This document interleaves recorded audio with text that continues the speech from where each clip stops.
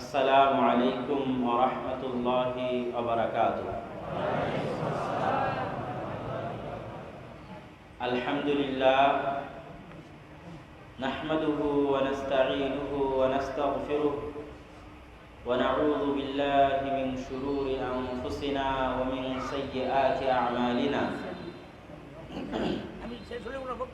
মান ইয়াহদিহিল্লাহু ফালা মুদিল্লা লাহু ومن يضلله فلا هادي له.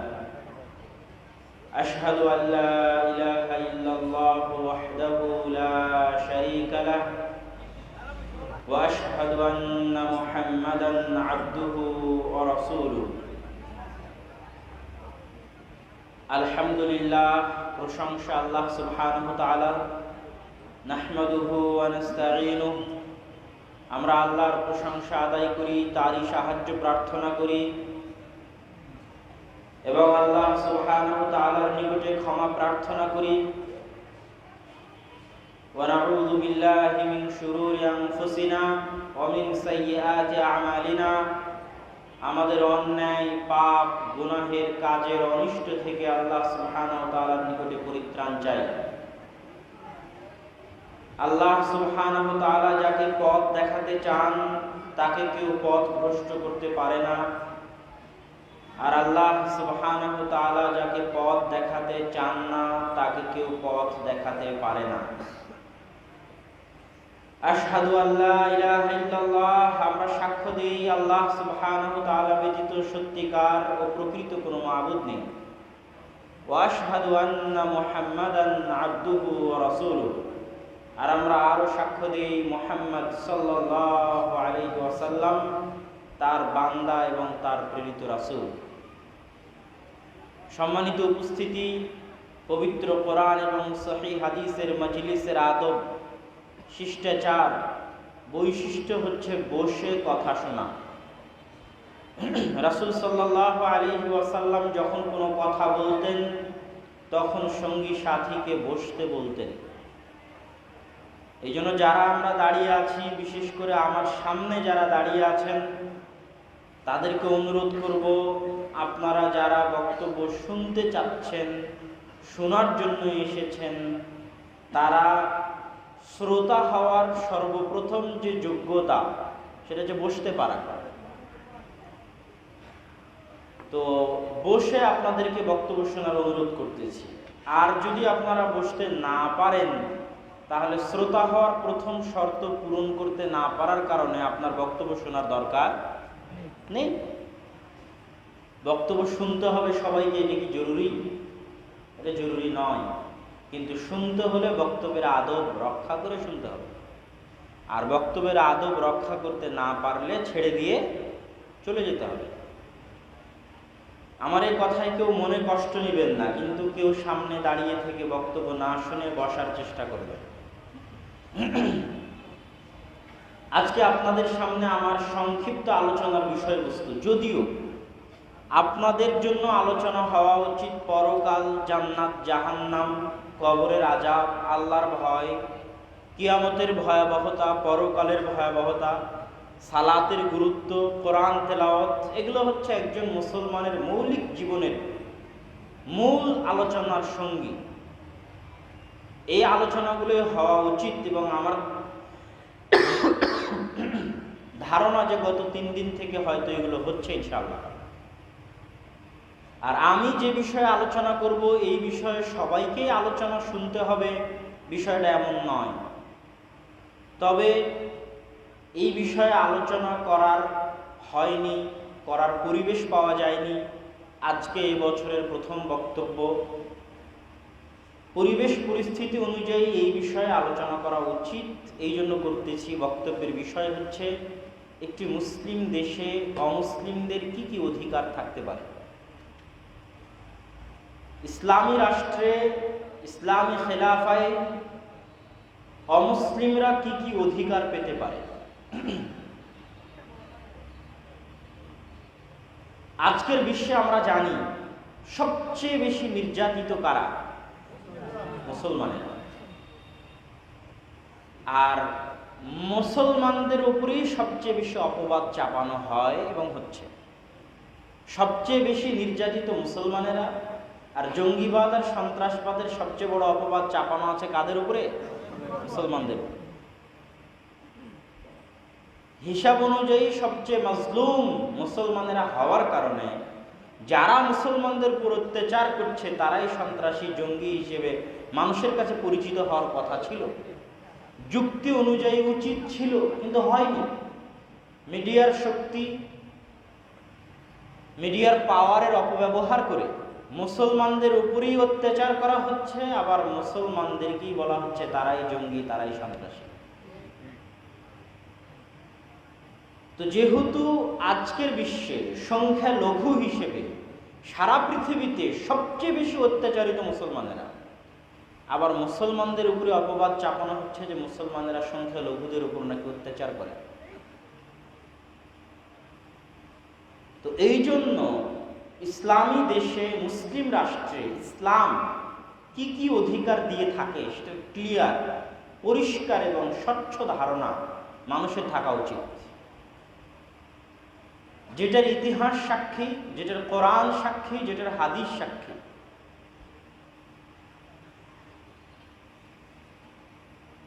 মানুষকে সবচেয়ে বেশি মর্যাদা, সবচেয়ে বেশি সম্মান মানুষ হিসেবে ইসলামের বিরুদ্ধে যে স্লোগানটা পরিচালনা করা হয় যে মানব ধর্ম বড় ধর্ম, মানুষের ধর্ম বড় ধর্ম, আপনাকে ধর্ম নিরপেক্ষ হতে হবে, অথচ পৃথিবীর ইতিহাস সাক্ষী যে মানুষ হিসেবে একজন মানুষকে ইসলাম যতটা সম্মান দিয়েছে, যতটা মর্যাদা দিয়েছে, পৃথিবীতে আর কোনো তন্ত্র মন্ত্র, আর কোনো বিধান, আর কোনো মতবাদ একজন মানুষকে মানুষ হিসেবে অতটা সম্মান দিতে পারেনি। আজকের যত আন্তর্জাতিক মানবাধিকার সংস্থা রয়েছে তাদের নিকটে মানুষের রক্তের মূল্য আছে, তাদের নিকটে মানুষের ধন সম্পদের মূল্য আছে, কিন্তু তাদের নিকটে মানুষের সম্মানের মূল্য নাই। তাদের নিকটে মানুষের সম্মান হানি করতে পারা হচ্ছে অধিকার চর্চা, বাক স্বাধীনতার চর্চার অপর নাম। যেই বাক স্বাধীনতা দিয়ে তারা কি করে? মানুষের সম্মান হানি করে, মানুষের সম্মান নষ্ট করে। অথচ ইসলাম একজন মানুষকে সম্মান দিতে দিতে দিতে দিতে দিতে দিতে মানুষের রক্ত, জানের নিরাপত্তা তো দিয়েছে, মানুষের ধন সম্পদের নিরাপত্তা তো দিয়েছে, পৃথিবীর একমাত্র ধর্ম, একমাত্র বিধান যে মানুষের সম্মানের নিরাপত্তা দিয়েছে, মানুষের ইজ্জতের নিরাপত্তা দিয়েছে। কেউ কারো বিরুদ্ধে গীবত করতে পারবে না। বাক স্বাধীনতার নামে পেপার পত্রিকায় একজন আর একজনের বিরুদ্ধে লিখতে পারবে না। কেউ কারো বিরুদ্ধে অপবাদ দিতে পারবে না। অপবাদ দিলে তার কঠিন থেকে কঠিন শাস্তি আছে। তাহলে একজন মানুষকে মানুষ হিসেবে সম্মানের একটা ছোট্ট উদাহরণ দিলাম। কেন ইসলাম কোন লিঙ্কের ভিত্তিতে, কোন জিনিসটার উপর ভিত্তি করে একজন মানুষকে এত সম্মান দিতে চাচ্ছে, কিসের উপর ভিত্তি করে? এই থিওরিটাও ইসলামের যত শক্তিশালী, যারা নাস্তিক, যারা ডারউইনের থিওরিতে বিশ্বাস করে, তাদের নিকটে এটা অত মজবুত নয়। তারা মানুষকে অপমান করতে করতে করতে করতে মানুষকে বানরের পর্যায়ে নিয়ে চলে গেছে। যে মানুষের উৎপত্তি কি থেকে? বানর থেকে। এটা কি মানুষের জন্য সম্মানের না অপমানের? অপমানের। তাহলে ইসলাম একজন মানুষকে মুসলমান হিসেবে নয়, মানুষ হিসেবে সম্মান দেওয়ার জন্য সবচেয়ে বড় যে ভিত্তি স্থাপন করেছে সেটা হচ্ছে সাদা হোক কালো হোক, হিন্দু হোক বৌদ্ধ হোক, খ্রিস্টান হোক ইহুদি হোক, বাংলাদেশি হোক পাকিস্তানি হোক, সৈয়দ হোক পাঠান হোক, আমেরিকান হোক রাশিয়ান হোক, ইসরায়েলি হোক, যেই হোক, ব্রাহ্মণ্যবাদী হোক আর সাম্রাজ্যবাদী হোক আর জায়নিস্ট হোক, সকলেই আবনা ও আদম আলাইহিস সালাতু ওয়াস সালামের সন্তান।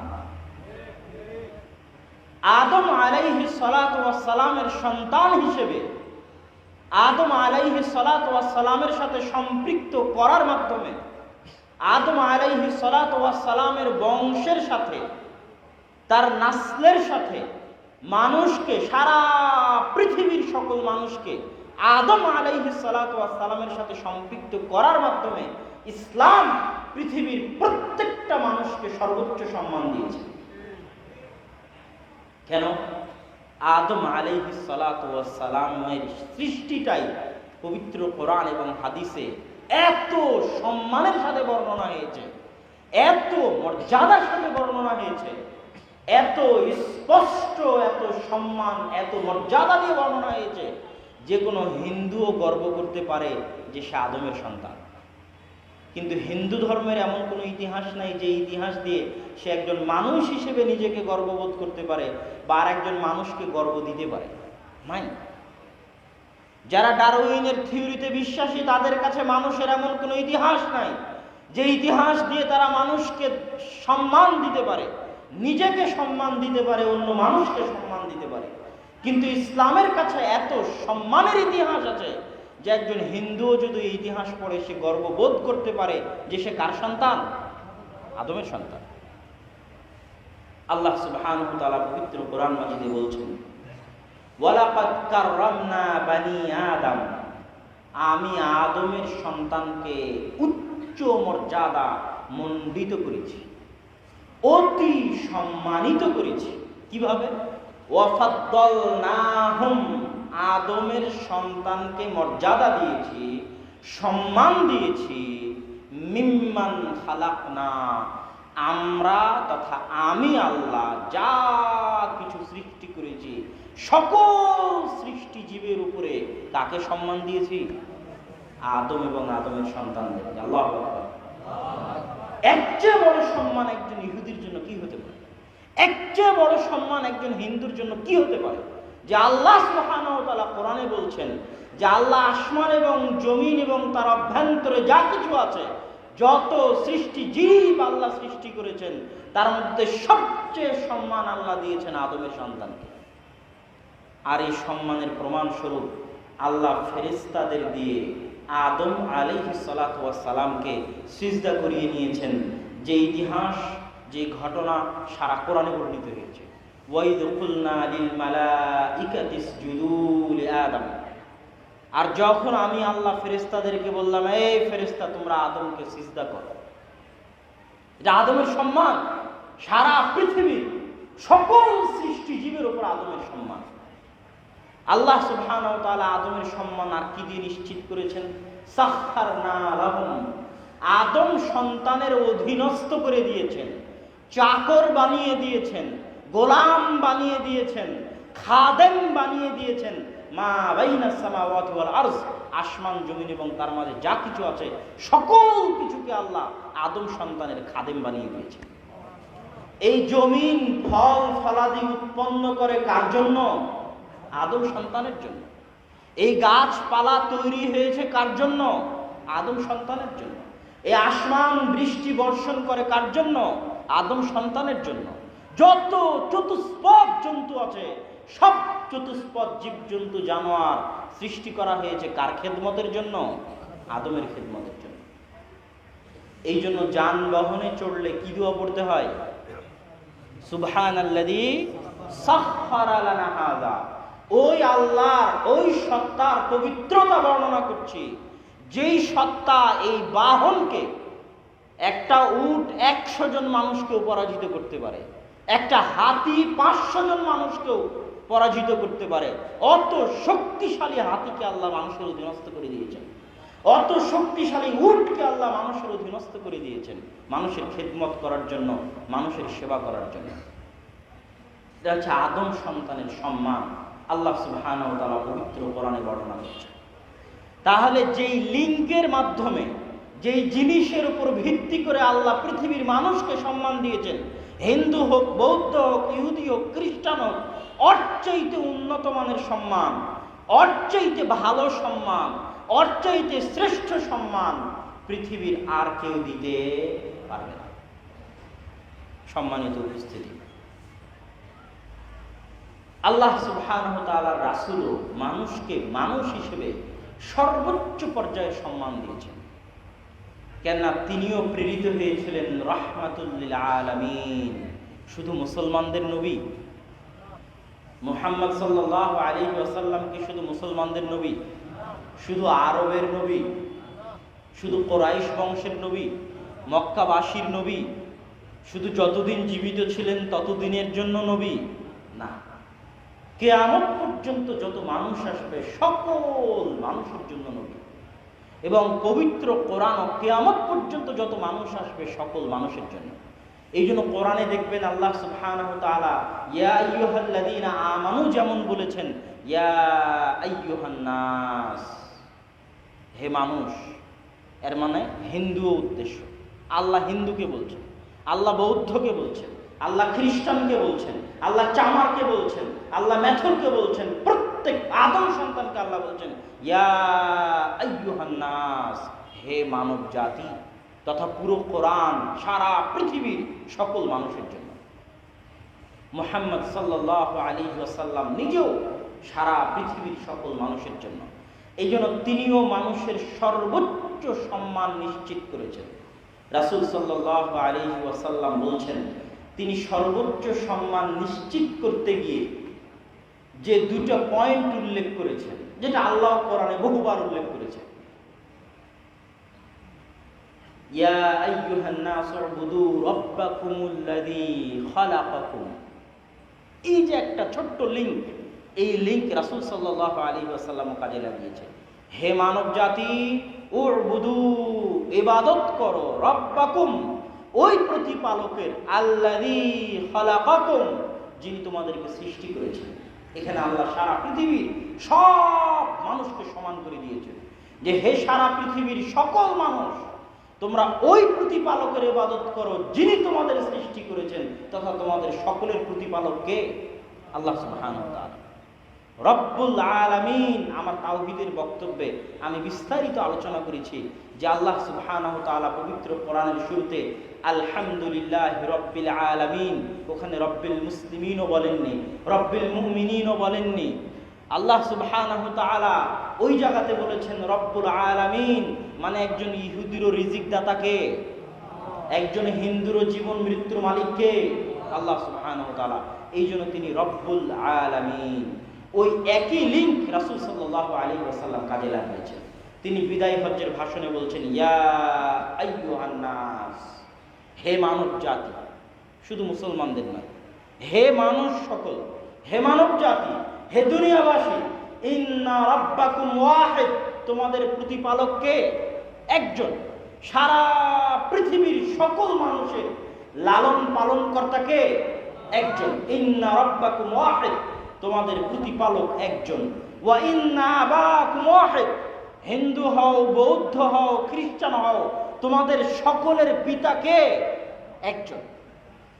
তাহলে এই দুইটা মাধ্যম দিয়ে উনি সারা পৃথিবীর সব মানুষকে সমান করে দিলেন। সারা পৃথিবীর সব মানুষের রবকে? আল্লাহ। আর সারা পৃথিবীর সব মানুষের পিতাকে? আদম আলাইহিস সালাম। ইন্না রাব্বাকুম ওয়াহিদ, তোমাদের প্রতিপালক এক। ওয়া আবাকুম ওয়াহিদ, তোমাদের পিতা এক। সৃষ্টিকর্তা এক, পিতা এক। তারপরের বাক্য লা ফাজদালি আরাবিয়িন, অতএব শুনে রাখো, কোন আরবের প্রাধান্য নেই কোন অনারবের ওপর, কোন কালোর প্রাধান্য নেই কোন সাদার ওপর, কোন অনারবের প্রাধান্য নেই কোন আরবের উপর, কোন সাদার প্রাধান্য নেই কোন কালোর উপর। সবাই এক প্রতিপালকের সৃষ্টিজীব আর এক পিতার সন্তান। সবাই সমান, সবাই সমান। রাসূল সাল্লাল্লাহু আলাইহি ওয়াসাল্লাম আল্লাহ সুবহানাহু ওয়া তাআলার মতো সারা পৃথিবীর সব মানুষকে এই বাক্যে সমান করে দিলেন। সম্মানিত উপস্থিতি, এই দুইটা বিষয় বলার পরে এবার আমরা সংক্ষিপ্তভাবে এগিয়ে যাব। একটি মুসলিম দেশে একজন অমুসলিম নাগরিকের কি কি অধিকার থাকতে পারে। প্রথমত, ইসলামী রাষ্ট্র, ইসলামী খেলাফা ব্যবস্থার মৌলিক তিনটা জিনিস আপনাদেরকে বলে যায় যে ইসলামী রাষ্ট্র যদি কোনোদিন প্রতিষ্ঠিত হয় পূর্ণাঙ্গ, ইসলামী খেলাফা যদি কোনোদিন প্রতিষ্ঠিত হয় পূর্ণাঙ্গ, সেটার মৌলিক তিনটা জিনিস আপনারা মনে রাখবেন, যে একটা ইসলামী রাষ্ট্র প্রতিষ্ঠা হলে, ইসলামী খেলাফা প্রতিষ্ঠা হলে, এই তিনটে জিনিস ওই ইসলামী খেলাফা ইসলামী রাষ্ট্রের মৌলিক অংশ।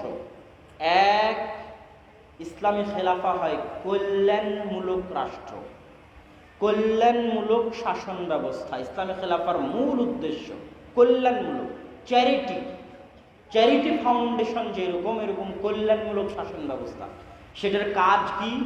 মানুষের মৌলিক 5টা জিনিসের 100% নিরাপত্তা দিতে পারা, মৌলিক 5টা চাহিদার 100% নিরাপত্তা দিতে পারা একটা ইসলামী রাষ্ট্রের প্রথম এবং সবচেয়ে জরুরি কর্তব্য। 5টা মৌলিক চাহিদা সবারই মুখস্থ আছে। অন্ন, খাবার। ওমর রাদিয়াল্লাহু তাআলা আনহু বলেছেন, আমার এই বিশাল সীমানায় একটা কুকুরও যদি না খেয়ে মারা যায়, তার জবাব আমাকে কিয়ামতের মাঠে দিতে হবে। মানে ইসলামী রাষ্ট্রের প্রথম থিওরি, প্রথম জরুরি দায়িত্ব হচ্ছে মানুষের 5টা মৌলিক চাহিদার 100% গ্যারেন্টি নিশ্চিত করা। হিন্দু, বৌদ্ধ, ইহুদি, খ্রিস্টান তো বহুদূরের কথা, কুকুরও না খেয়ে মারা যেতে পারবে না। কথা মনে হয় বুঝাতে পারেন? মানে একটা ইসলামী খেলাফা, ইসলামী রাষ্ট্র প্রতিষ্ঠা হলে একটা হিন্দুও যদি না খেয়ে মারা যায়, তার জন্য জিম্মেদার থাকবে ইসলামী রাষ্ট্র, তার জন্য জিম্মেদার থাকবে ওই খলিফা। তাহলে একটা ইসলামী রাষ্ট্রের প্রথম শর্ত, প্রথম দায়িত্ব, প্রথম কর্তব্য হচ্ছে মানুষের মৌলিক 5টা জিনিস, 5টা অধিকার নিশ্চিত করা। 1, মানুষের খাবার। 2, মানুষের কাপড়, বস্ত্র। বস্ত্রহীন কোনো মানুষ যদি ইসলামী খেলাফায় পাওয়া যায় যার গায়ে কাপড় নাই, হিন্দু, বৌদ্ধ, ইহুদি, খ্রিস্টান, ডোম, চামার, মেথর, তার জন্য জিম্মেদার থাকবে ইসলামী খেলাফা। মানুষের অন্ন, মানুষের বস্ত্র, মানুষের স্বাস্থ্য। চিকিৎসার অভাবে মারা যাচ্ছে এরকম একজন মানুষও যদি মারা যায়, চিকিৎসা, টাকার অভাবে চিকিৎসা করতে পারছেন এরকম একজন মানুষও যদি পাওয়া যায়, তাহলে তার জন্য জিম্মেদার থাকবে ইসলামী রাষ্ট্র। হয় খলিফাকে দায়িত্ব ছেড়ে বলতে হবে রাষ্ট্র চালাতে পারছি না, পদত্যাগ করে চলে গেলাম, আর না হয় মানুষের চিকিৎসা ব্যবস্থা নিশ্চিত করতেই হবে। ওই ইসলামী রাষ্ট্রের অধীনে একটা হিন্দু বিনা চিকিৎসায় মারা যেতে পারে না, একটা বৌদ্ধ বিনা চিকিৎসায় মারা যেতে পারে না, একটা খ্রিস্টান বিনা চিকিৎসায় মারা যেতে পারে না। ইসলামী রাষ্ট্রের মৌলিক দায়িত্ব, কর্তব্য হচ্ছে মানুষ তো বহুদূরের কথা, পশু প্রাণীরও 5টা অধিকার নিশ্চিত করা, পশু প্রাণীরও খাদ্য নিশ্চিত করা, পশু প্রাণীরও চিকিৎসা নিশ্চিত করা।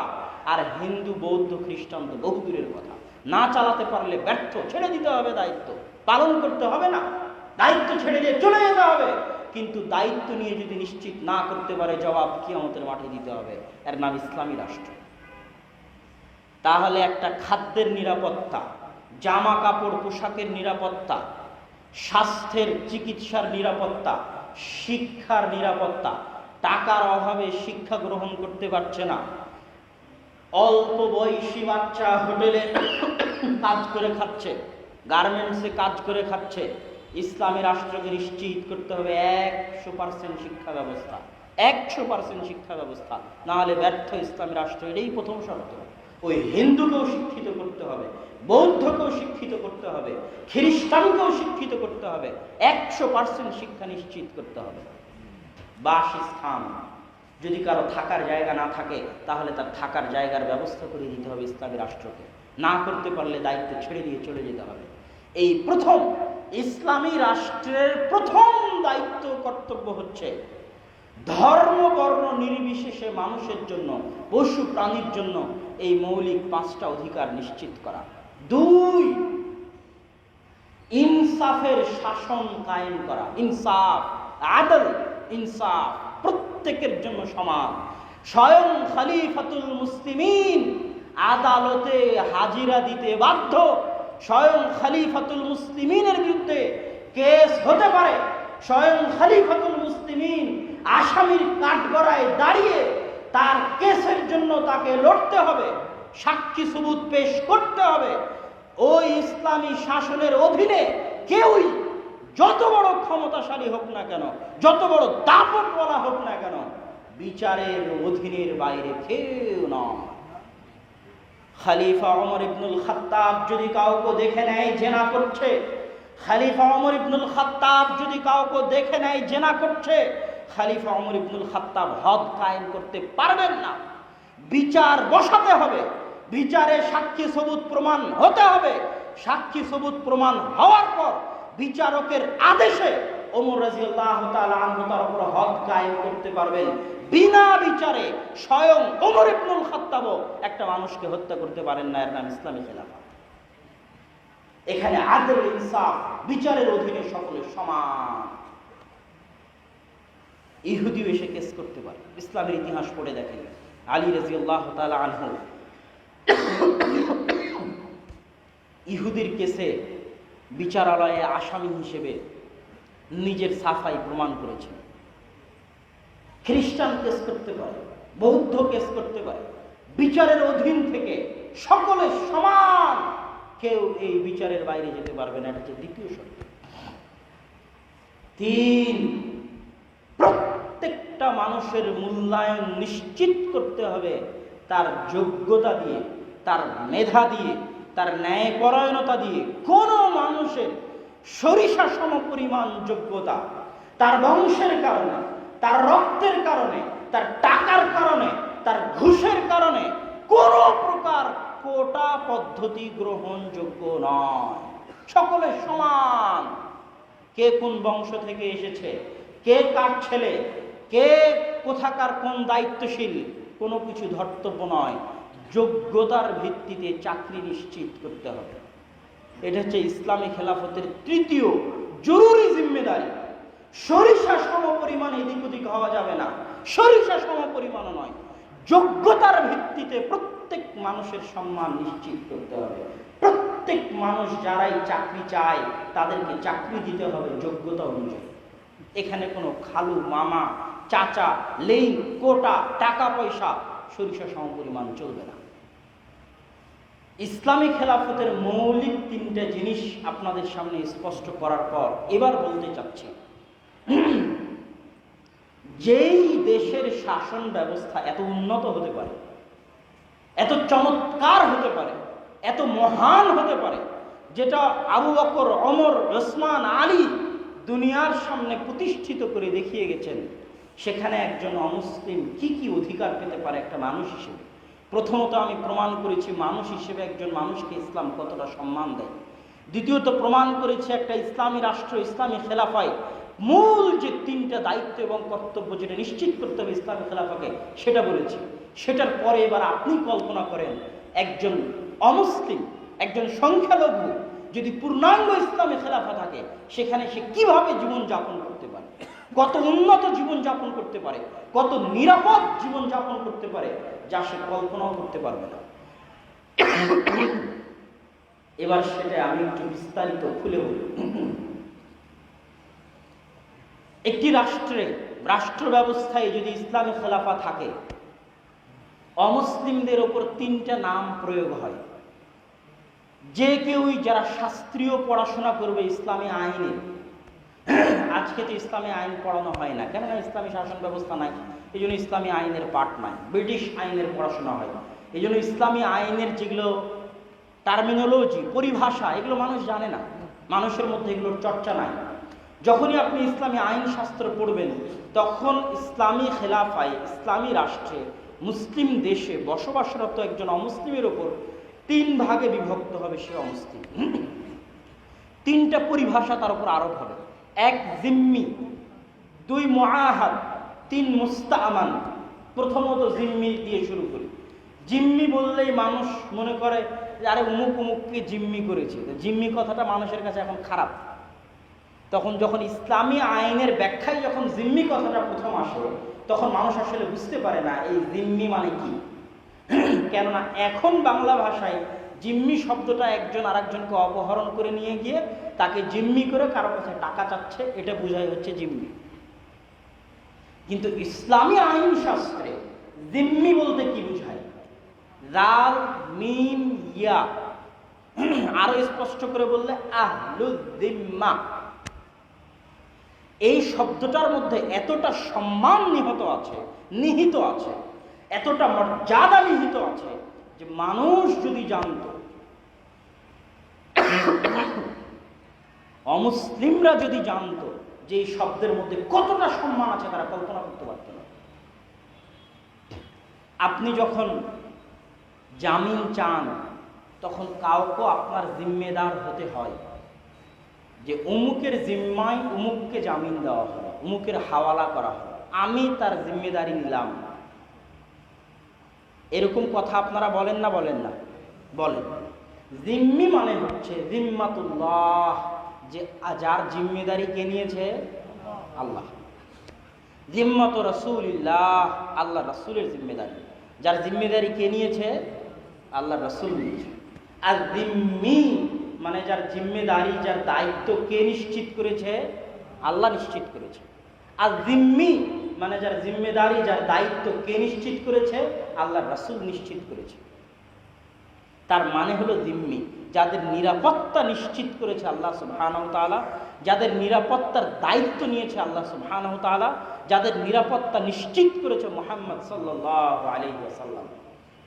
তাহলে এটা কতটা সম্মান, কতটা মর্যাদার এবার পরিণত হয়ে গেল। এবার দেখেন জিম্মি কাকে বলা হয়? একটি ইসলামী খেলাফায় যারা জন্মগতভাবে অমুসলিম আগে থেকেই বসবাস করছে, কিন্তু সেখানে ইসলামী খেলাফা প্রতিষ্ঠা হয়ে গেছে, মুসলিম রাষ্ট্র হিসেবে কায়েম হয়ে গেছে, কিন্তু ওই দেশে যুগ যুগ ধরে জন্মগতভাবে একদল অমুসলিম বসবাস করে আসছিল, তাদেরকে বলা হবে তোমরা ট্যাক্স দাও, তোমাদের নিরাপত্তার জিম্মেদারি আল্লাহ নিয়েছেন, তোমাদের নিরাপত্তার জিম্মেদারি আল্লাহ রাসূল দিয়েছেন, তোমরা যে নিরাপদ এইটা নিশ্চিত করেছে আল্লাহ, এটা নিশ্চিত করেছে আল্লাহ রাসূল, তোমরা তাদের জিম্মায় নিরাপদ। তাদেরকে বলা হয় জিম্মি। রাসূল সাল্লাল্লাহু আলাইহি ওয়াসাল্লাম বলছেন, মান ইয়াকতুল মুআহাদান, কেউ যদি কোনো জিম্মিকে হত্যা করে সে জান্নাতের গন্ধ পাবে না। অথচ জান্নাতের গন্ধ 70 বছরের পথ, 40 বছরের পথের দূরত্ব থেকে জান্নাতের গন্ধ পাওয়া যায়, সে জান্নাতের গন্ধও পাবে না। এত শক্তিশালী কথা রাসূল সাল্লাল্লাহু আলাইহি ওয়াসাল্লাম বলেছেন। আবু বকর রাদিয়াল্লাহু তাআলা আনহুর শাসন আমলে, মুহাম্মদ সাল্লাল্লাহু আলাইহি ওয়াসাল্লামের শাসন আমলে, ওমর রাদিয়াল্লাহু তাআলা আনহুর শাসন আমলে, আলী রাদিয়াল্লাহু তাআলা আনহুর শাসন আমলে এরকম অগণিত ঘটনা আছে যে মুসলমান জিম্মিকে হত্যা করে দিয়েছে, মুসলমান জিম্মিকে হত্যা করে দিয়েছে। ইসলামী আইনে ওই মুসলমানের উপর কিসাস বাস্তবায়ন করা হয়েছে, ওই মুসলমানকে হত্যা করা হয়েছে, কেননা তার নিরাপত্তা দিয়েছেন রাসূল সাল্লাল্লাহু আলাইহি ওয়াসাল্লাম। রাসূল সাল্লাল্লাহু আলাইহি ওয়াসাল্লামের এই নিরাপত্তার ভাষা আপনাদের সামনে আমি একটু নকল করি। রাসূল সাল্লাল্লাহু আলাইহি ওয়াসাল্লাম বলছেন, জিম্মাতুল মুসলিমিনা তাতাকাফাউ ওয়াহিদাতান, মুসলমানরা যে যার দায়িত্ব নিয়েছে তাদের সকলের দায়িত্ব নেওয়াটা সমান। ইয়াসআ বিহা আদনাহুম, তাদের প্রত্যেকের এই দায়িত্ব নেওয়াটা সমান। এই হাদিসের ব্যাখ্যা আমি করে দিচ্ছি। ফামান আখখারা মুসলিমান, কেউ যদি কোনো মুসলমানের দায়িত্বকে অপমানিত করে, তার উপর আল্লাহর অভিশাপ, তার উপর ফেরেশতাদের অভিশাপ, তার উপর সারা পৃথিবীর সকল মানুষের অভিশাপ, তার পক্ষ থেকে আল্লাহ কোনো নফল ইবাদত কবুল করবেন না, তার পক্ষ থেকে আল্লাহ কোনো ফরজ ইবাদত কবুল করবেন না। কত কঠিন কথা হয়ে গেল। এই হাদিসের ব্যাখ্যা এবার আপনাকে শোনান। মক্কা বিজয়ের দিন উম্মে হানি রাসূল সাল্লাল্লাহু আলাইহি ওয়াসাল্লামকে বলছে, হে আল্লাহ রাসূল, আমি উমুক কাফেরকে আমার বাড়িতে আশ্রয় দিয়েছি, উমুক কাফেরকে আমার বাড়িতে আশ্রয় দিয়েছি। উম্মে হানি আল্লাহ রাসূলকে বলছে। তখন রাসূল সাল্লাল্লাহু আলাইহি ওয়াসাল্লাম বলছে, কদ আজারনা মান আজারতি ইয়া উম্মে হানি, তুমি যার দায়িত্ব নিয়েছো আমরা তার দায়িত্ব নিলাম, তুমি যার নিরাপত্তা নিশ্চিত করেছো আমরা তার নিরাপত্তা নিশ্চিত করলাম। এই নিরাপত্তা নিশ্চিত করায় প্রত্যেক মুসলমান সমান। কোনো মুসলমান যদি বলে আমি অমুক হিন্দুর দায়িত্ব নিয়েছি, তাহলে সারা পৃথিবীর সব মুসলমানকে তার এই দায়িত্বের সম্মান জানাতে হবে। যদি সম্মান না জানায়, একজন মুসলমান একজন অমুসলিমের নিরাপত্তার জিম্মেদারি নেওয়ার পরেও যদি কোনো মুসলমান ওই মুসলমানের জিম্মেদারি নেওয়াকে সম্মান না জানায়, লানাতুল্লাহি, আল্লাহর অভিশাপ তার উপর, ফেরেশতাদের অভিশাপ তার উপর। তার পক্ষ থেকে আল্লাহ কোনো নফল ইবাদত কবুল করবেন না, তার পক্ষ থেকে আল্লাহ কোনো ফরজ ইবাদত কবুল করবেন না। অমুসলিমকে নিরাপত্তা দেওয়ার ক্ষেত্রে সব মুসলমান সমান। উম্মে হানি, তুমি যাকে নিরাপত্তা দিয়েছো আজার না, তোমার এই নিরাপত্তার মর্যাদা আমরা রক্ষা করব, আমরাও তাকে নিরাপত্তা দেব। সম্মানিত উপস্থিতি, রাসূল সাল্লাল্লাহু আলাইহি ওয়াসাল্লাম জিম্মিদের কথা বলতে গিয়ে বলেছেন, মান আযা জিম্মিয়ান, যার জিম্মেদারি মুহাম্মদ সাল্লাল্লাহু আলাইহি ওয়াসাল্লাম নিয়েছে, এই রকম কোন জিম্মিকে যদি কেউ কষ্ট দেয়, ফাআনা মুহাম্মদ খাসামুহু, ওই জিম্মির পক্ষ থেকে আমি মুহাম্মদ লড়াই করব। আর আমি মুহাম্মদ যার বিরুদ্ধে লড়াই করব, খাসামতুহু ইয়াউমাল কিয়ামাহ, আমি মুহাম্মদ কিয়ামতের মাঠেও তার বিরুদ্ধে লড়াই করব। অতএব আমি মুহাম্মদ যার নিরাপত্তা দিয়েছি, তোমরা তার নিরাপত্তা দাও, তোমরা তাদেরকে কষ্ট দিও না। রাসূল সাল্লাল্লাহু আলাইহি ওয়াসাল্লামের এই নিরাপত্তার ভাষা পরবর্তীতে আবু বকর রাদিয়াল্লাহু তাআলা আনহুরও ছিল, ওমর রাদিয়াল্লাহু তাআলা আনহুরও ছিল। তার মধ্যে আবু বকর রাদিয়াল্লাহু তাআলা আনহুর একটা চিঠি আর ওমর রাদিয়াল্লাহু তাআলা আনহুর একটা চুক্তি আজকে আপনাদেরকে অনুবাদ করে শোনাব। আবু বকর রাদিয়াল্লাহু তাআলা আনহুর একটা চিঠি নাজরানবাসীর উদ্দেশ্যে, কিতাবুল খলিফা আবু বকর as-সিদ্দিক রাদিয়াল্লাহু তাআলা আনহু, আবু বকর রাদিয়াল্লাহু তাআলা আনহুর চিঠি নাজরানবাসীর উদ্দেশ্যে। বিসমিল্লাহির রহমানির রহিম, মহা করুণাময় দয়ালু আল্লাহর নামে শুরু করছি। হাযা মা কাতাবা বিহি আব্দুল্লাহ, এই চিঠি লিখছে আল্লাহর বান্দা, আল্লাহর বান্দা আবু বকর, খলিফাতু মুহাম্মদ, মুহাম্মদ সাল্লাল্লাহু আলাইহি ওয়াসাল্লামের খলিফা, আল্লাহর বান্দা আবু বকর এই চিঠি লিখছে। লি আহলি নাজরান, নাজরানবাসীর উদ্দেশ্যে। আজারাহুম বিজিওয়ারিল্লাহ ওয়া যিম্মাতি মুহাম্মদ আন-নবী সাল্লাল্লাহু আলাইহি ওয়াসাল্লাম, তোমাদেরকে নিরাপত্তা দেওয়া হলো আল্লাহর কথা অনুযায়ী, তোমাদেরকে নিরাপত্তা দেওয়া হলো মুহাম্মদ সাল্লাল্লাহু আলাইহি ওয়াসাল্লামের কথা অনুযায়ী। আলা আনফুসিহিম, তোমাদের জীবনের নিরাপত্তা দেওয়া হলো। ওয়া আরজিহিম, তোমাদের জমির নিরাপত্তা দেওয়া হলো। ওয়া আমওয়ালিহিম, তোমাদের ধন সম্পদের নিরাপত্তা দেওয়া হলো। ওয়া ইবাদাতিহিম, তাদের ইবাদত, তাদের ইবাদতের জায়গা, ইবাদতের স্থানের নিরাপত্তা দেওয়া হলো। ওয়া রুহবানিহিম, তাদের পাদ্রী, তাদের পণ্ডিত, তাদের ঠাকুরদের নিরাপত্তা দেওয়া হলো। ওয়া কুল্লামা তাহতা আইদিহিম, এবং তাদের অধীনস্থ যা কিছু আছে, মিন কালিলিন আও কাসীরিন, সকল কিছুর নিরাপত্তা দেওয়া হলো।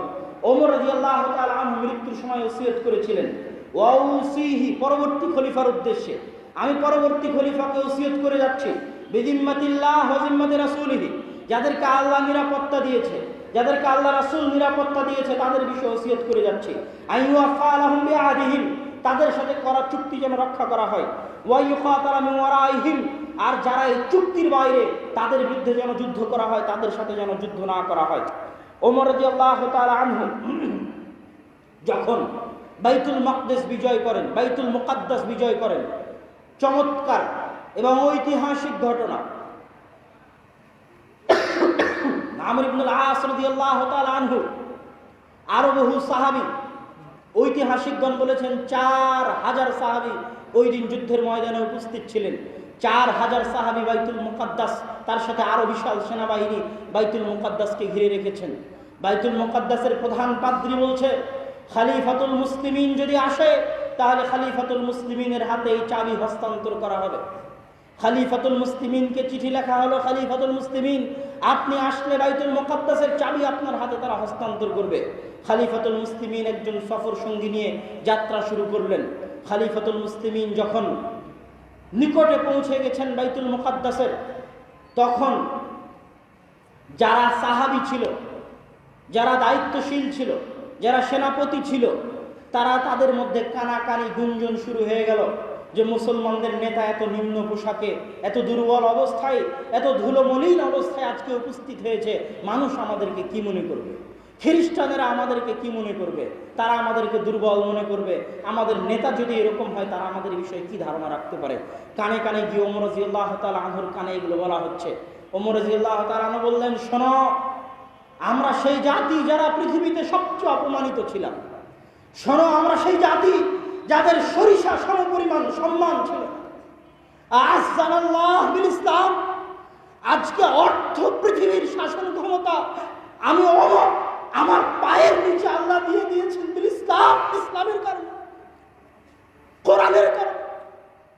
আজকে আমার যে সম্মান, আমার যে মর্যাদা, এটা এই পোশাক নির্ধারণ করতে পারে না। ইসলাম এবং কোরআন আমার সম্মান দিয়েছে, তোমাদের সম্মান দিয়েছে। অতএব এই পোশাক, এই আশা, দুনিয়াবি চাকচিক্য, বাহ্যিক আচার আচরণ, এগুলো দেখে তোমরা মূল্যায়ন করিও না। আজকে আমি ওমর, আমার মতো অপমানিত মানুষকে, আমার মতো মূল্যহীন মানুষকে আল্লাহ সম্মান দিয়েছেন ইসলামের কারণে, কোরআনের কারণে। খলিফাতুল মুসলিমিনের বেশভূষা, আচার আচরণ দেখে তাদের পাদ্রী বলল, হ্যাঁ, ইনি সেই ব্যক্তি যার কথা আমাদের বাইবেলে লেখা আছে, যিনি বাইতুল মুকাদ্দাস বিজয় করবেন, ইনি সেই ব্যক্তি। অতএব তার সাথে আমরা চুক্তিতে যেতে চাই। সেই চুক্তি এখনো ফিলিস্তিনের কিয়ামাহ গির্জায়, কানিসাতুল কিয়ামা, অনেক পুরাতন গির্জা, খ্রিস্টানেরা মনে করে সেখানেই মারিয়াম আলাইহিস সালাতু ওয়াস সালাম, ঈসা আলাইহিস সালাতু ওয়াস সালামের জন্মস্থান বা তার ইবাদত স্থান, এই বলে তারা সম্মান করে। ওই চুক্তি এখনো সেখানে আছে। ওমর রাদিয়াল্লাহু তাআলা আনহু সেই চুক্তির ভাষা আমি আপনাদেরকে পড়ে শোনাচ্ছি। হাযা মা আতা আব্দুল্লাহ, এই চুক্তি যেটা প্রদান করছে আব্দুল্লাহ, আল্লাহর বান্দা, আমিরুল মুমিনিন, মুমিনদের আমির ওমর ইবনুল খাত্তাব, আহলা ইলিয়া, বাইতুল মুকাদ্দাস বাসীকে আল আমান, নিরাপত্তা, আতাহুম আমানান লিআনফুসিহিম, তাদের জীবনের নিরাপত্তা দিচ্ছে আল্লাহর বান্দা খলিফাতুল মুসলিমিন, আমিরুল মুমিনিন ওমর ইবনুল খাত্তাব। ওয়া আমওয়ালিহিম, তাদের মাল ধন সম্পদের নিরাপত্তা দিচ্ছে। ওয়া কানাইসিহিম, তাদের ইবাদতগাহ, তাদের গির্জার নিরাপত্তা দিচ্ছে। ওয়া সুলবানিহিম, তাদের যে ক্রুশ আছে, ক্রুসেড আছে, যে রশি তারা বুকে ঝোলায়, সেটার নিরাপত্তা দিচ্ছে। ওয়াসাইরা, এবং তাদের যা কিছু আছে তাদের অধীনস্থ সব কিছুর নিরাপত্তা দিচ্ছে। তাদের গির্জাকে ভেঙে ফেলা হবে না, ওয়ালা তুহদাম, ধ্বংস করা হবে না, ওয়ালা ইনতাকাসু মিনহা, ক্ষতিগ্রস্ত করা হবে না, ওয়ালা শাইউম মিন আমওয়ালিহিম, তাদের ধন সম্পদের ক্ষতি করা হবে না, ওয়ালা ইকরাহুনা আলা দীনিহিম, তাদের কাউকে ইসলাম গ্রহণ করতে বাধ্য করা হবে না, ওয়ালা ইদাররা আহাদুম মিনহুম, তাদের কাউকে সরিষা সমপরিমাণ কোনো ক্ষতি গ্রহণ করা হবে না, ওয়ালা ইউসকানু বিলিয়া মাআহুম আহাদুম মিনাল ইয়াহুদ, আর তাদের সাথে কোনো ইহুদি এই বাইতুল মুকাদ্দাসে বসবাস করতে পারবে না। ব্যতিক্রম বাক্য। এই বাক্য ওমর রাদিয়াল্লাহু তাআলা যোগ করেননি, পাদ্রীরা ওমর রাদিয়াল্লাহু তাআলাকে বাধ্য করেছে যোগ করতে, যে আপনি এই শর্ত লেখেন, তাহলে আমরা শর্ত মানব। কি শর্ত? এখানে কোনো ইহুদি বাস করতে পারবে না। আল্লাহু আকবার। ওই চুক্তি এখনো কিয়ামা গির্জায় আছে, যে পাদ্রীরা ওমর রাদিয়াল্লাহু তাআলা আনহুর কাছ থেকে চুক্তি করে নিয়েছে যে বাইতুল মুকাদ্দাসে কোনো ইহুদি বসবাস করতে পারবে না। খ্রিস্টানদের করা চুক্তি ওমর রাদিয়াল্লাহু তাআলা আনহুর সাথে। এই চুক্তির মূল্যায়ন যখন যে ফিলিস্তিনের দায়িত্বশীল হয়েছে, সালাহুদ্দিন আইয়ুবী হোক, যেই হোক, সালাহুদ্দিন আইয়ুবী যখন ফিলিস্তিন দখল করে, তখন মুসলমানদের হৃদয় অনেক কষ্টে জর্জরিত, অনেক দুঃখে জর্জরিত। কেন? এর আগে মুসলমানেরা যখন বাইতুল মুকাদ্দাস হারিয়ে ফেলে, তখন ৭০,০০০ মুসলমানকে কচু কাটা করে, জবাই করে, গোটা বাইতুল মুকাদ্দাসের অলিতে গলিতে তাদের রক্ত প্রবাহিত করা হয়েছে। সেই কষ্ট, সেই দুঃখ নিয়ে সালাহুদ্দিন আইয়ুবী বাইতুল মুকাদ্দাস বিজয় করেছে। কিন্তু এই চুক্তির সম্মান রক্ষা করতে গিয়ে, ওমর রাদিয়াল্লাহু তাআলা আনহুর করা চুক্তির সম্মান রক্ষা করতে গিয়ে একটা খ্রিস্টানের গায়ে তিনি টাচ করেন, আঘাত করেন। একজন খ্রিস্টানের গায়ে তিনি টাচ করেননি, আঘাত করেননি। একটা গির্জায় তিনি টাচ করেননি, আঘাত করেননি। চুক্তি ওমর রাদিয়াল্লাহু তাআলা আনহু, জিম্মা ওমর রাদিয়াল্লাহু তাআলা আনহু। অথচ তারা মুসলমানদের উপর তার আগের ৫০-১০০ বছরে জুলুমের স্টিম রোলার চালিয়েছে। এটাই হচ্ছে শাশ্বত, উন্নত, আত্মমর্যাদা বোধ সম্পূর্ণ, ব্যক্তিত্ব সম্পূর্ণ ধর্ম, দিন, জ্ঞানীদের ধর্ম, সম্মানীদের ধর্ম। দিন হচ্ছে ইসলাম। সম্মানিত উপস্থিতি,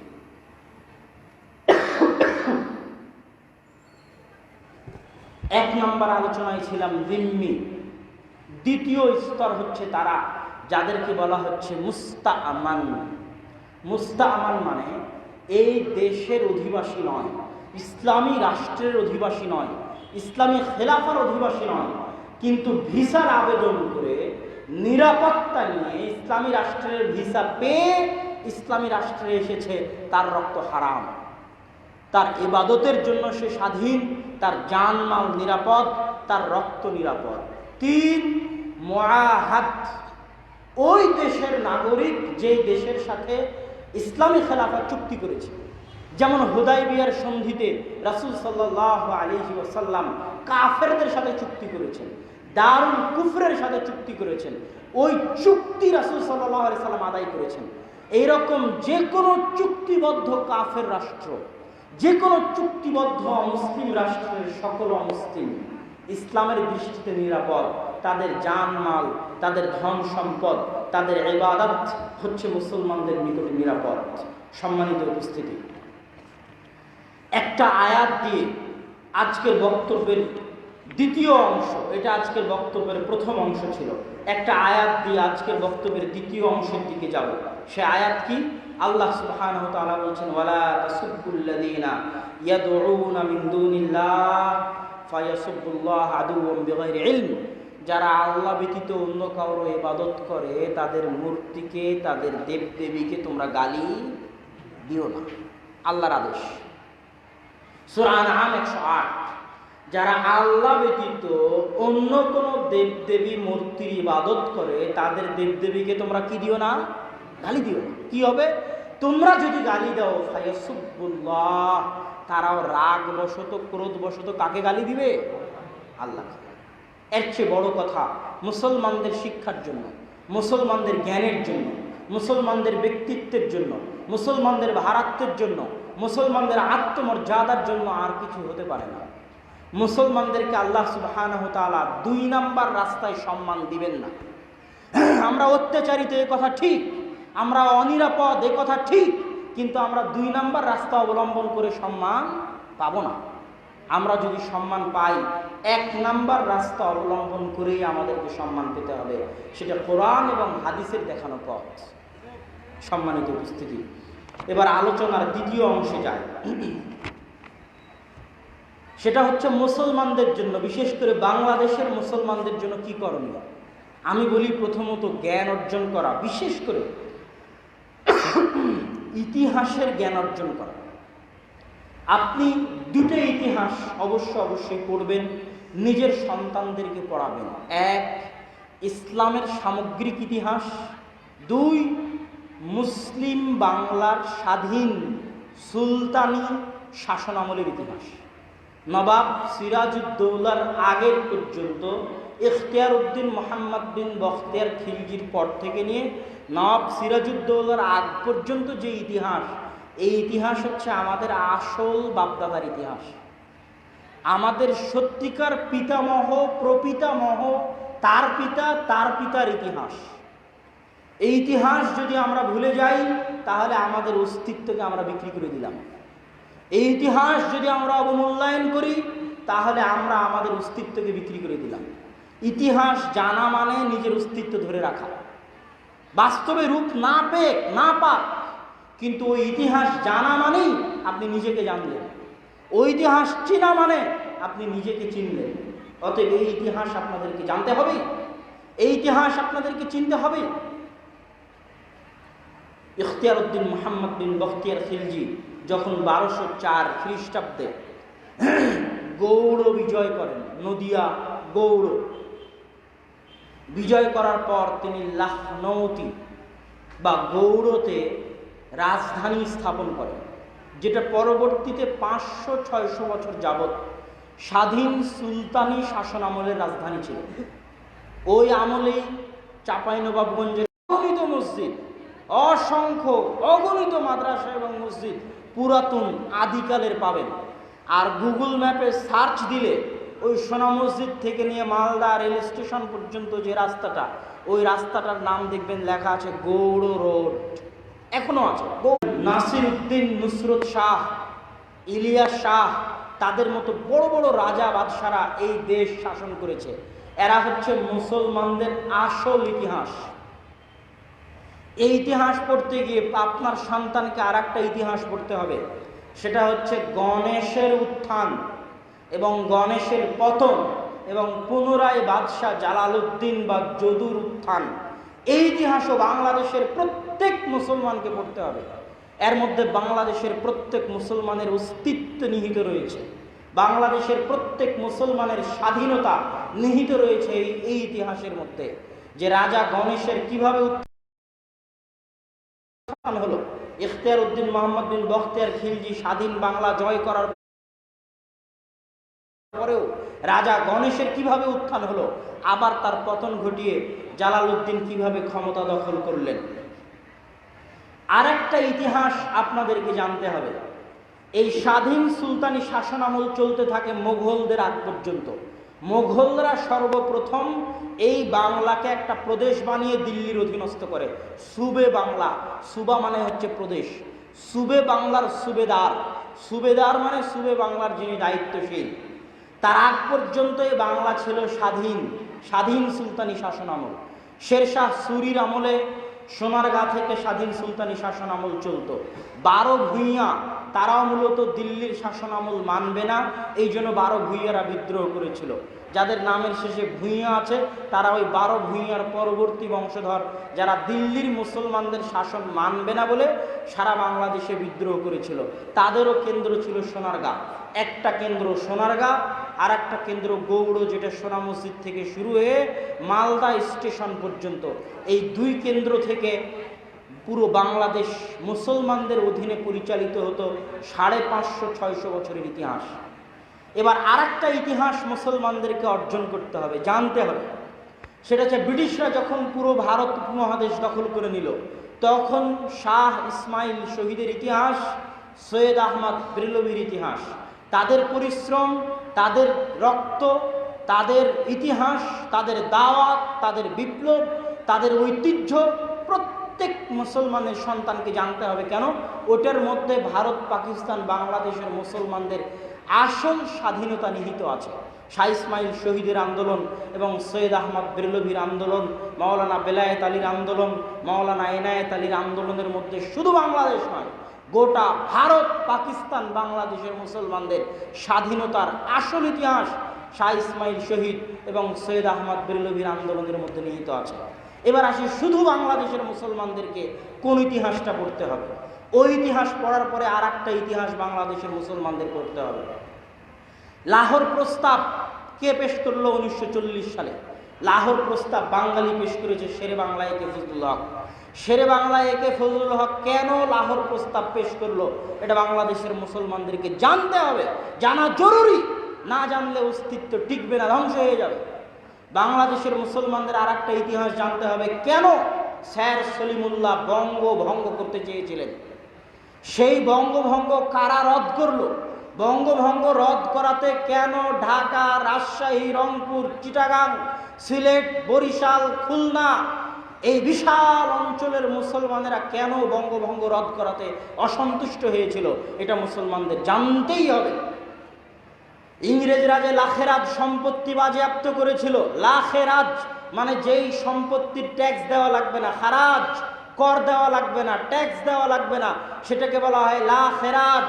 দীর্ঘ 600 বছরের শাসন আমলে যত মুসলিম বাদশাহ, মুসলিম সরকার, মুসলিম খলিফা শত শত হাজার হাজার বিঘা সম্পত্তি মসজিদ মাদ্রাসার নামে দান করেছিল। এক জরিপ অনুযায়ী গোটা ভারত, পাকিস্তান, বাংলাদেশের 5 ভাগের 1 ভাগ সম্পত্তি এই দীর্ঘ 600 বছরে আলাউদ্দিন হোসেন শাহের আমলে, নুসরত ফতেহ শাহের আমলে, তারপরে শেরশাহ সুরির আমলে, বাদশাহ জাহাঙ্গীরের আমলে, শায়েস্তা খাঁর আমলে, ইখতিয়ার উদ্দিন মোহাম্মদ বিন বখতিয়ার খিলজির আমলে, এই দীর্ঘ 600 বছরের শাসন আমলে গোটা ভারত, পাকিস্তান, বাংলাদেশের 5 ভাগের 1 ভাগ সম্পত্তি মসজিদ মাদ্রাসার নামে দান করা ছিল। কোথায় এই সম্পত্তি? ব্রিটিশরা সব বাজেয়াপ্ত করে সরকারি সম্পত্তিতে বানিয়ে সেটাকে পুনরায় জমিদারি হিসেবে বন্টন করে দিয়েছে। এই জন্য এখন যত মসজিদ মাদ্রাসা আছে সব 60 বছর আগের, 100 বছর আগের, 150 বছর আগের দান করা। তো মুসলমানেরা কি এদেশে 150 বছর থেকে বাস করে? মুসলমানেরা এই দেশে 800 বছর থেকে বাস করে। ওই ব্রিটিশদের 190 বছরের আগে 600 বছর দেশে মুসলমানরা ছিল। ওই 600 বছরের মসজিদের জমি কই? ওই 600 বছরের মাদ্রাসার জমি কই? তারা কি দান করেনি? কোনো মুসলমানই কি ছিল না যারা মসজিদ মাদ্রাসা আবাদ করত? গোটা ভারত, পাকিস্তান, বাংলাদেশের 5 ভাগের 1 ভাগ সম্পত্তি মসজিদ মাদ্রাসার নামে দান করা ছিল। লাখেরাত সম্পত্তি ব্রিটিশরা বাজেয়াপ্ত করে দিয়েছে। এই ইতিহাস মুসলমানদেরকে পড়তে হবে। আর একটা ইতিহাস মুসলমানদেরকে পড়তে হবে, সেটা কি? শেখ মুজিবুর রহমানের অসমাপ্ত আত্মজীবনী পড়তে হবে প্রত্যেক বাংলাদেশিকে। শেখ মুজিবুর রহমানের লেখা অসমাপ্ত আত্মজীবনী পড়তে হবে। ওই অসমাপ্ত আত্মজীবনীর মধ্যে বাংলাদেশের স্বাধীনতা নিহিত আছে, প্রথম থেকে শেষ পর্যন্ত পড়তে হবে। কেন শেখ মুজিবুর রহমান হোসেন শহীদ সোহরাওয়ার্দীর অধীনে থেকে কলকাতা ইসলামিয়া কলেজে পড়া অবস্থায় স্বাধীন এই পূর্ববঙ্গ পাকিস্তানের অধীনে নেওয়ার জন্য সারা বাংলাদেশ হোসেন শহীদ সোহরাওয়ার্দীর অধীনে আন্দোলন করেছেন। সেই আসামের করিমগঞ্জের ঘটনা ওখানে শেখ মুজিবুর রহমান ওখানে লিখেছেন। আসামের করিমগঞ্জের ঘটনা, কিভাবে সিলেটকে কত কষ্ট করে, কত রক্ত ঝরিয়ে বাংলাদেশের অংশ করেছেন, সেটা তিনি অসমাপ্ত আত্মজীবনীতে লিখেছেন। কেন আলাদা বাংলাদেশ প্রয়োজন? পশ্চিমবঙ্গের সাথে না গিয়ে কেন এদেশের মুসলমানেরা বঙ্গভঙ্গ চেয়েছিল? কেন শেরে বাংলায় কে ফজলুল হক লাহোর প্রস্তাব পেশ করেছিল? আর কেন শেখ মুজিবুর রহমান হোসেন শহীদ সোহরাওয়ার্দীর সাথে অসমাপ্ত আত্মজীবনীতে লেখা ইতিহাস প্রত্যেক মুসলমানকে পড়তে হবে। আমি বলবো না কিছু, কিন্তু জ্ঞানার্জনের মধ্যেই প্রত্যেক মুসলমানের স্বাধীনতা আছে, প্রত্যেক মুসলমানের অস্তিত্বের পরিচয় আছে, প্রত্যেক বাংলাদেশির নিজস্ব অস্তিত্বের পরিচয় আছে, নিজস্ব আসল সঠিক এবং উত্তম অস্তিত্বের পরিচয় আছে। এই পরিচয় আপনাদেরকে স্বাধীন রাখবে। আর এই পরিচয় যদি আপনারা হারিয়ে ফেলেন তাহলে স্বাধীনতাও হারিয়ে ফেলবেন। আল্লাহ সুবহানাহু ওয়া তাআলা বাংলাদেশের মুসলমানদেরকে যাবতীয় বিপদ আপদ, বালা মুসিবত, দুনিয়াবী বিপদ, আসমানি বিপদ থেকে রক্ষা করে এই দেশকে যুগ যুগ কাল কাল কিয়ামত পর্যন্ত এই দেশের মুসলমানদেরকে স্বাধীনভাবে মাথা উঁচু করে এই দেশে বসবাস করার এবং দ্বীনের খেদমত করার তৌফিক দান করুক। আল্লাহুম্মা আমিন। বক্তব্যের শেষে এসে আপনাদের নিকটে অনুরোধ, আল জামিয়া সালাফিয়া শায়েখ আব্দুর রাজ্জাক বিন ইউসুফ মাসিক আল ইতিসাম সালাফি কনফারেন্স, এই 3টে জিনিস ভুলবেন না। মাসিক আল ইতিসাম ভুলবেন না, সালাফি কনফারেন্স ভুলবেন না, জামিয়া সালাফিয়া ভুলবেন না। সালাফি কনফারেন্স 23-24 ডিসেম্বর, 13-14 জানুয়ারি রাজশাহী এবং ঢাকা। আর মাসিক আল ইতিসাম না নিয়ে যাবেন না, গাড়িতে মাসিক আল ইতিসাম পাবেন। আর বই পুস্তকের মধ্যে রাসূল সাল্লাল্লাহু আলাইহি ওয়াসাল্লামের সালাত, রিজিক, এই বইগুলো নিয়ে যাওয়ার চেষ্টা করবেন। আল্লাহ সুবহানাহু ওয়া তাআলা আপনাদেরকে ভালো রাখুন, সুস্থ রাখুন, নেক হায়াত দান করুন। ওয়া আখিরু দাওয়ানা আলহামদুলিল্লাহি রাব্বিল আলামিন। আসসালামু আলাইকুম ওয়া রাহমাতুল্লাহি ওয়া বারাকাতুহু।